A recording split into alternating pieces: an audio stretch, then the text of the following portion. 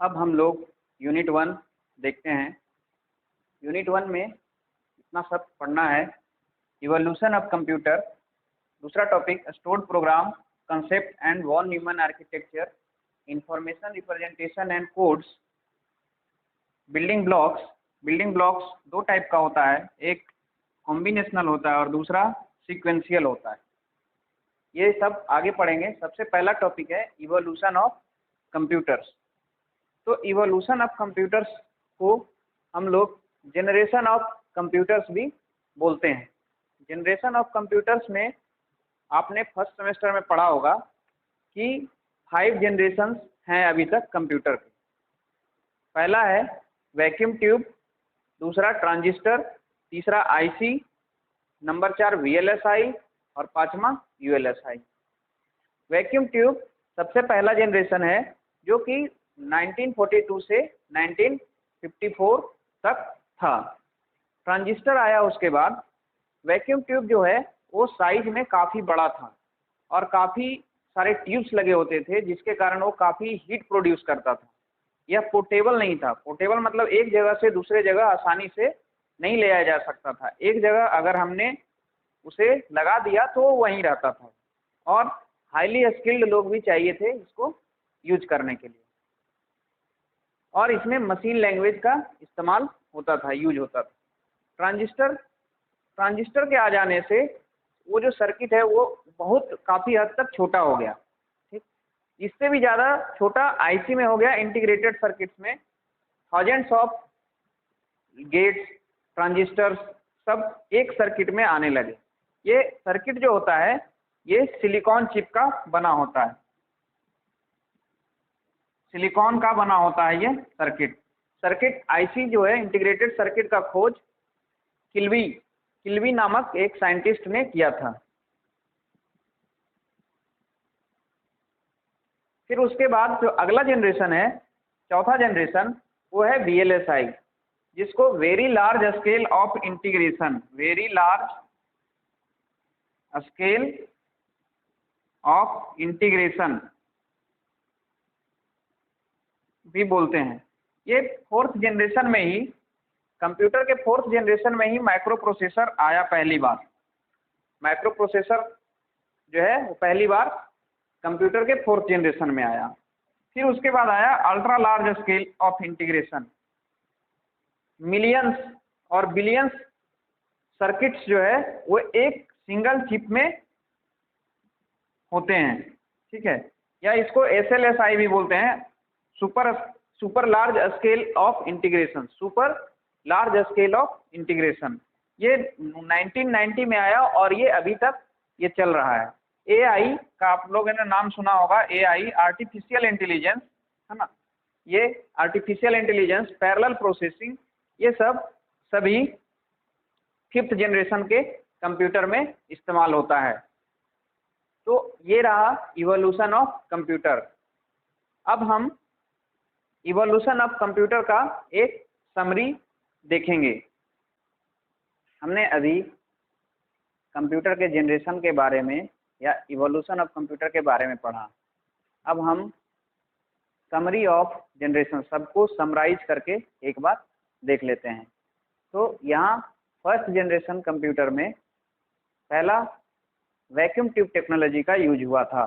ठीक, ये अनरिलायबल होता है। अनरिलायबल का मतलब, जो कि बहुत सारा, रिलायबल का मतलब होता है कि जो अगर हमने खरीदा है, परचेज किया है, वो बहुत दिनों तक टिके। ठीक है, तो ये अनरिलायबल होता है क्योंकि इसमें ट्यूब्स लगे होते थे, तो ट्यूब फूटने का डर होता था। ठीक, वेरी कॉस्टली, बहुत ज़्यादा पैसा लगता था इसमें।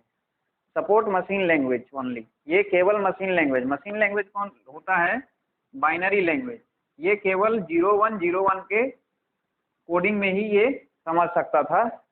ठीक है, इसके लिए हाईली स्किल्ड लोग चाहिए थे। ठीक है, जनरेट लॉट ऑफ हीट, क्योंकि इसमें बहुत सारा ट्यूब्स लगे हुए हैं, बहुत सारा ट्यूब लगे हुए हैं, इसलिए हर एक ट्यूब क्योंकि कुछ ना कुछ हीट प्रोड्यूस करता है, तो इसके कारण ये बहुत सारा हीट प्रोड्यूस करता था। स्लो इन प्रोसेस, इसका प्रोसेस काफ़ी ये स्लो था। ह्यूज इन साइज, पिछले क्लास में ही बताए थे, मतलब पहले ही बताया गया कि ये ह्यूज इन साइज, पूरा एक बड़ा सा कमरा इतना से ज़्यादा बड़ा में इसको रखा जाता था। नॉट पोर्टेबल, क्योंकि साइज बहुत ज़्यादा बड़ा होगा तो आसानी से एक जगह से दूसरी जगह ले जा नहीं सकते, इसलिए ये नॉट पोर्टेबल हो गया।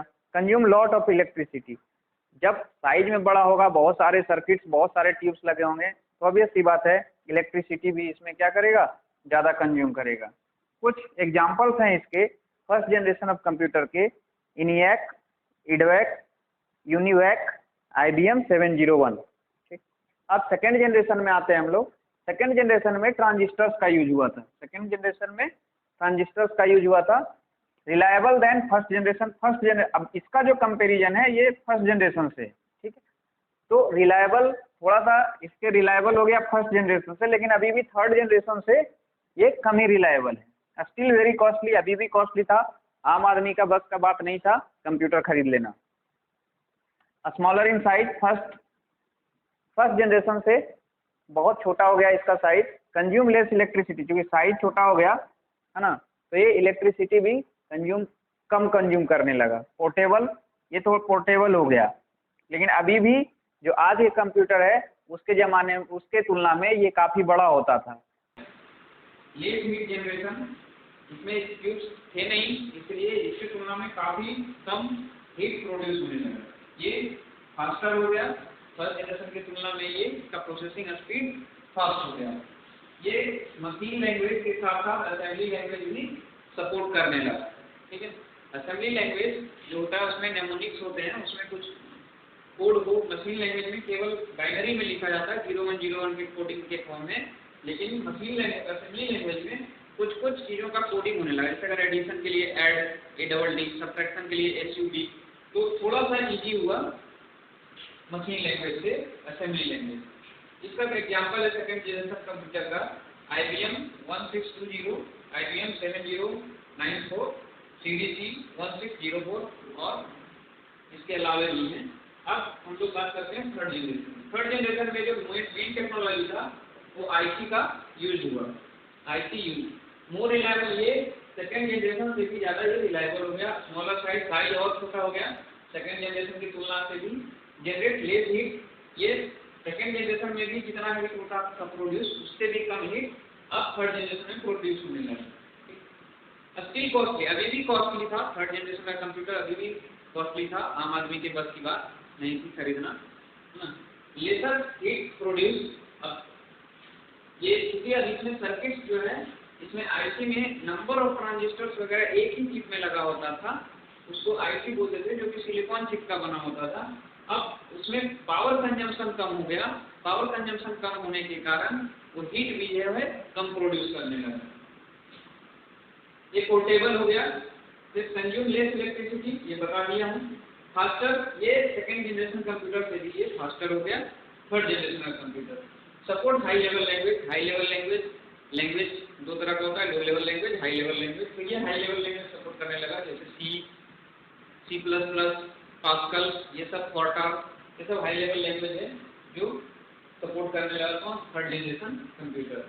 इसका एग्जांपल है कुछ IBM 363, IBM 370, हनीवेल 6000 सीरीज। तो ये था first generation, second generation, third generation. अब हम लोग फोर्थ जनरेशन और फिफ्थ जनरेशन का समरी देखते हैं। हाँ, तो अब हम फोर्थ जनरेशन और फिफ्थ जनरेशन ऑफ कंप्यूटर्स की बात करेंगे।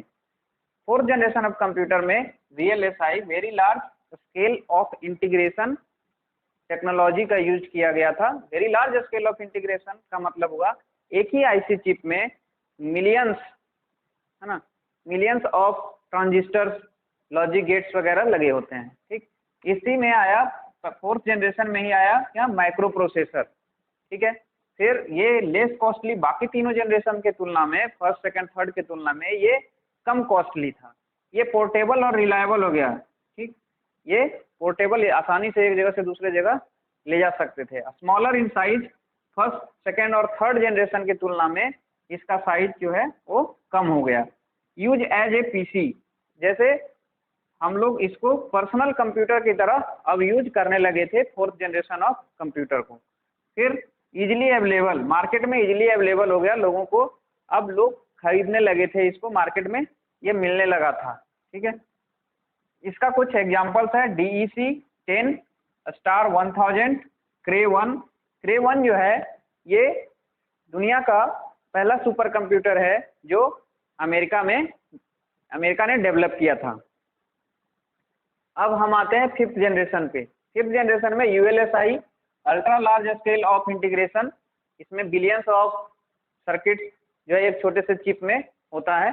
डेवलपमेंट ऑफ AI, इस 5th जनरेशन में आर्टिफिशियल इंटेलिजेंस का डेवलपमेंट हुआ। ठीक है, ये पैरेलल प्रोसेसिंग के लिए, इसमें पैरेलल प्रोसेसिंग के लिए जैसे पैरेलल प्रोसेसिंग इसमें भी होता था, लेकिन उससे ज़्यादा पैरेलल प्रोसेसिंग 5th जनरेशन हुआ। पैरेलल प्रोसेसिंग का मतलब है एक साथ कई सारा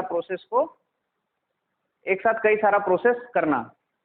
मोर रिलायबल, सबसे ज़्यादा रिलायबल हो गया। ठीक है, स्मॉलर इन साइज, कॉम्पैक्ट हो गया बिल्कुल, जो आज हम लोग डेस्कटॉप, लैपटॉप देखते हैं, नोटबुक देखते हैं, बिल्कुल अल्ट्रा बुक देखते हैं, ये सब 5th जनरेशन का कंप्यूटर है। ठीक, availability of very powerful and compact computers of less price, बहुत कम प्राइस पे, जैसे आज के डेट में 15 से 20 हज़ार से भी स्टार्ट हो जाता है कंप्यूटर, खरीद सकते हैं हम लोग, लैपटॉप और नोटबुक्स।